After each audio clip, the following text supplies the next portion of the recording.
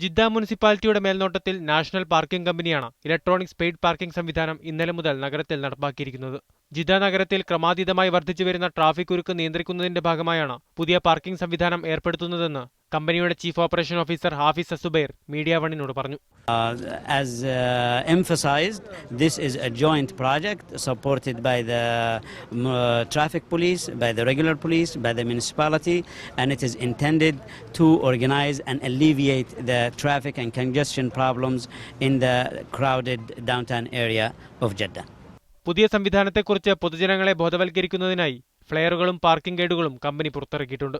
മെഷീനുകളുടെ പ്രവർത്തന രീതികളെക്കുറിച്ചും ഉദ്യോഗസ്ഥർ ജനങ്ങൾക്ക് വിശദീകരിച്ചു കൊടുക്കുന്നുണ്ട്.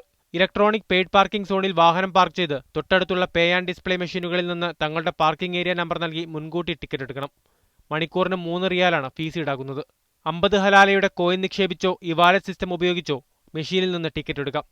വാഹനം നിർത്താൻ ഉദ്ദേശിക്കുന്ന സമയത്തിനനുസരിച്ച് ടിക്കറ്റ് എടുക്കുകയും ടിക്കറ്റ് ഡാഷ്ബോർഡിൽ പ്രദർശിപ്പിക്കുകയും വേണം. സമയം തീരുന്നതിന് മുമ്പ് പാർക്കിംഗ് ഏരിയ വിടണമെന്നും ടിക്കറ്റിൽ നിർദ്ദേശിച്ച സ്ഥലത്ത് തന്നെ വാഹനം പാർക്ക് ചെയ്യണമെന്നും കർശനമായി നിർദ്ദേശിക്കുന്നുണ്ട്.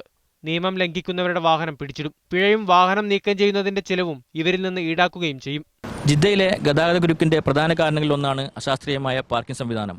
ഈ പുതിയ സംവിധാനത്തിലൂടെ അതിനൊരു പരിഹാരമാകും എന്ന് തന്നെ നമുക്ക് പ്രതീക്ഷിക്കാം. ക്യാമറ പേഴ്സൺ റബീഖ് സമാനോടൊപ്പം സാദിഖ് അലി തുവൂർ, മീഡിയ